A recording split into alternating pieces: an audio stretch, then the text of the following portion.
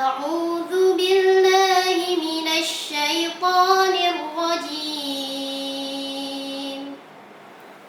بسم الله الرحمن الرحيم.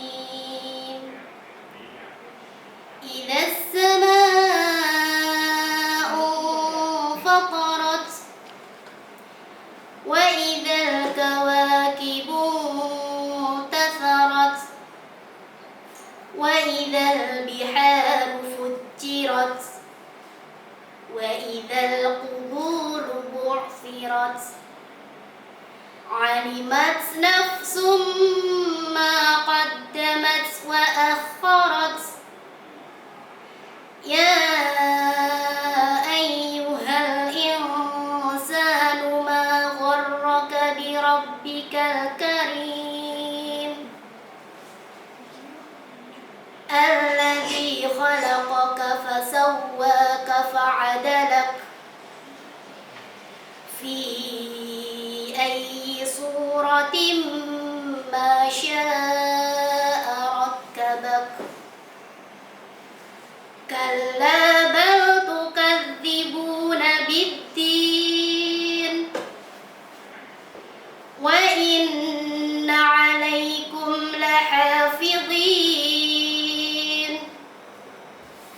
كراما كاتبين يعلمون ما تفعلون إن الأبرار لفي نعيم وإن الفجار لفي جحيم يصلونها يوم الدين وما هم عنها بغائبين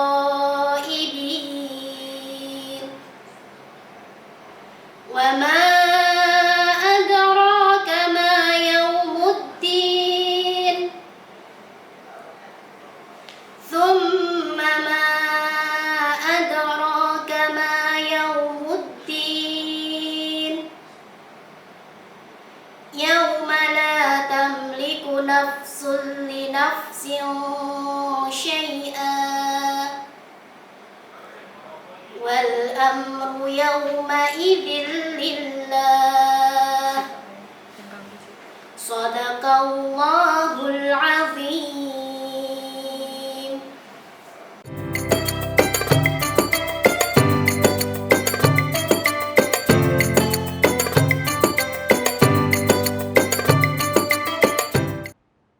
Assalamualaikum warahmatullahi wabarakatuh. Alhamdulillahirabbil alamin. Wassalatu wassalamu ala asyrafil anbiya wa mursalin Sayyidina wa habibina Muhammadin wa ala alihi wa sahbihi ajma'in, amma ba'd. Anak-anakku, keluarga besar Min 1 Kota Madiun yang dirahmati Allah, puji syukur senantiasa kita haturkan kehadirat Allah Subhanahu wa Ta'ala yang telah memberikan kesehatan, kesempatan sehingga kita bisa bertemu dengan bulan Ramadan di tahun ini. Semoga kesempatan dan kesehatan yang telah diberikan Allah kita bertemu dengan bulan Ramadan di tahun ini bisa kita manfaatkan dengan amalan-amalan, baik amalan-amalan wajib seperti sholat 5 waktu, puasa, zakat, dan juga amalan-amalan ibadah sunnah seperti sholat tarawih, tadarus Al-Quran, sodako, dan sebagainya. Anak-anakku, Nabi SAW bersabda, Inna awwala ma yuhasabu bil abdu yaumal qiyamati min amalihi sholatuhu. Sesungguhnya amal ibadah manusia yang kelak nanti akan dihisab pertama kali pada hari kiamat adalah amal sholatnya. Amal yang pertama kali akan dihisab nanti pada hari kiamat adalah amal sholatnya. Fa in sholahat faqad ablaha wa anjaha. Apabila sholatnya baik, sholatnya tertib, maka dia akan beruntung karena akan masuk surga dan semua amal ibadahnya juga ikut baik. Fa in fasadat faqad khaba wa khasira. Akan tetapi kalau amal sholatnya tidak tertib, tidak baik, maka dia akan rugi dan dia akan menyesal karena semua amal ibadah yang lain pun juga ikut tidak baik. Maka dari itu anak-anakku semuanya, keluarga besar Min 1 Kota Madiun, mari sholat 5 waktu betul-betul kita jaga, kita pelihara dimanapun, kapanpun, dan situasi apapun. Artinya apa? Kita tidak boleh meninggalkan sholat dimanapun, kapanpun, dan situasi apapun. Karena Allah memberikan kemurahan-kemurahan. Semisal dalam perjalanan kita boleh melaksanakan sholat dengan dijamak atau dikosor. Atau ketika kita sakit sehingga tidak mampu sholat dengan berdiri, Allah memberikan kemurahan kepada kita. Bisa sholat dengan dilakukan dengan duduk, dengan terbaring, atau dengan isyarah. Atau ketika kita tidak mampu melakukan wudhu, misal karena tidak ada air atau karena sakit yang tidak boleh memakai air, maka kita diperbolehkan mengganti wudhu kita dengan tayamum. Semua itu artinya apa, anak-anak? Artinya kita tidak boleh meninggalkan sholat dimanapun, kapanpun, dan situasi apapun. Mari sholat kita jaga, sholat selalu kita pelihara sampai nanti akhir hayat kita. Anak-anakku, keluarga besar Min 1 Kota Madiun, selain kita berusaha istiqomah menjaga salat kita tidak ketinggalan kita berusaha melakukan sholat 5 waktu dengan berjamaah. Karena Nabi SAW bersabda, sholatul jama'ati afdalu min sholatil fadhi bisab'i wa isrina darajah. Bahwa sholat berjamaah nilainya lebih besar daripada sholat sendiri dengan kelipatan 27 kali lipat. Sholat berjamaah nilainya atau pahalanya lebih besar daripada sholat sendiri dengan 27 kali lipat. Dikisahkan bahwa dulu ada seorang sahabat pada zaman Nabi SAW, ada seorang sahabat yang ketinggalan jamaah sholat isya, anak-anak. Kemudian dia melakukan sholat isya semalam sebanyak 27 kali.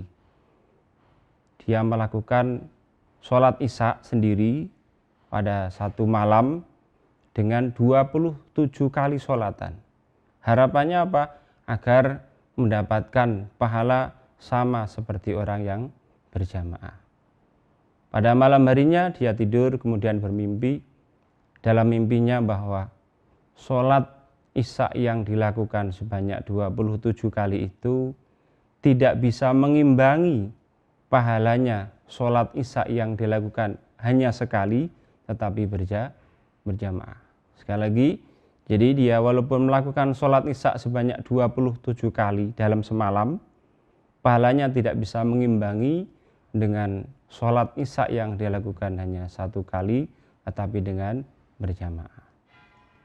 Untuk itu anak-anakku dan keluarga besar Min 1 Kota Madiun, mari.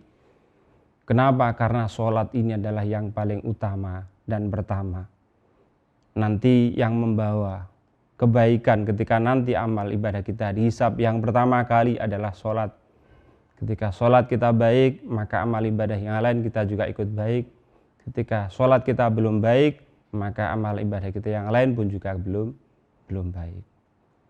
Lantas saya bertanya, sholat apa anak-anak yang paling berat dilakukan? Ya, sholat apa yang paling berat dilakukan anak-anak? Iya, jawabannya adalah sholat isya dan sholat subuh. Nah, dalam hal ini pun Nabi bersabda, "Lau ya'lamuna ma fil atamati was subuhi la atahuma walau habuan." seandainya manusia tahu nilai atau pahala yang ada dalam sholat isya dan sholat subuh berjamaah, maka mereka akan berangkat ke musola atau masjid walaupun dengan cara merangkak atau mengisot. Jadi seandainya manusia tahu nilai atau pahala yang ada di jamaah sholat isya dan sholat subuh, maka mereka akan tetap berangkat ke masjid atau ke musola walaupun dengan cara merangkak. Kenapa demikian? Karena saking besarnya pahala nilai yang ada dalam jamaah sholat isya dan sholat subuh. Anak-anakku, keluarga besar Min Satu Kota Madiun, nanti di akhirat akan ada seseorang yang mendapatkan cahaya yang indah seperti bintang yang indah pada malam hari. Malaikat bertanya, "Wahai hamba Allah, amalan apa yang kamu lakukan sehingga kamu mendapatkan nur atau cahaya yang indah seperti itu, seperti bintang pada malam hari?" Dia menjawab, "Dulu ketika saya di dunia, ketika mendengar iqamat, saya segera berangkat ke masjid atau ke musola untuk melaksanakan jamaah." Jadi ketika mendengar iqamah, dia segera berangkat ke masjid atau musola untuk melakukan sholat jamaah. Ada lagi orang yang mendapatkan nur atau cahaya yang lebih indah lagi, seperti bulan purnama yang lebih terang, yang lebih indah. Lantas para malaikat pun bertanya, "Wahai hamba Allah, apa amalan yang kamu lakukan sehingga kamu mendapatkan nur yang lebih indah dari orang yang pertama? Kamu mendapatkan cahaya yang lebih indah seperti bulan purnama itu?" Dia menjawab, "Dulu ketika saya di dunia, ketika mendengar azan, saya segera berangkat ke masjid atau musola untuk melaksanakan sholat berjamaah. Semakin awal dia berangkat, maka semakin besar pula pahala ataupun nur yang akan dia dapatkan nanti di akhirat." Lantas ada lagi orang yang ketiga. Dia mendapatkan cahaya yang lebih besar, lebih terang seperti matahari yang menyinari seluruh penjuru. Malaikat pun pada bertanya, "Wahai hamba Allah, amalan apa yang kamu lakukan sehingga kamu mendapatkan cahaya yang lebih besar, yang lebih terang dari kedua orang yang pertama itu?" Lantas dia menjawab, "Dulu ketika saya di dunia, sebelum azan dikumandangkan, saya sudah berada di masjid atau di musola untuk melaksanakan sholat jamaah dengan menunggu azan, menunggu dengan melakukan kegiatan tadarus, sholat sunnah ataupun iktikaf." Jadi anak-anakku semuanya, semakin awal kita berangkat ke masjid atau ke musola, maka semakin akan besar pula pahala yang kita dapatkan, nur yang akan kita terima nanti di akhirat. Sebagaimana orang yang sebelum azan dikumandangkan, dia sudah berangkat lebih dulu, maka nanti di akhirat dia akan mendapatkan cahaya yang terang benderang seperti sinar matahari. Dikisahkan bahwa di akhir hayat Nabi kita, Nabi Agung Muhammad SAW, sebelum beliau wafat di akhir hayatnya, beliau berwasiat kepada kita, para umatnya, dengan beliau berkata, "Ummati, ummati, ummati, as-sholah, as-sholah, as-sholah." Anak-anakku, baginda Nabi yang kita cintai, beliau berwasiat kepada kita bahwa agar kita nanti selamat di akhirat, maka jangan pernah tinggalkan sholat. Lakukanlah sholat sebagai bukti kita bahwa mengharapkan syafaat baginda Nabi SAW dan melakukan perintah Allah dan seraya mengharapkan kebahagiaan dunia hingga akhirat nanti. Semoga Allah Subhanahu wa Ta'ala memberikan rahmat dan taufiknya kepada kita semuanya, sehingga kita bisa beramal ibadah di bulan Ramadan yang suci ini dengan kegiatan amal ibadah yang lebih baik dan sempurna, sehingga Allah akan memberikan kebahagiaan kita dunia hingga nanti di akhirat. Allahul muwafiq ila aqwamit thoriq. Wassalamualaikum warahmatullahi wabarakatuh.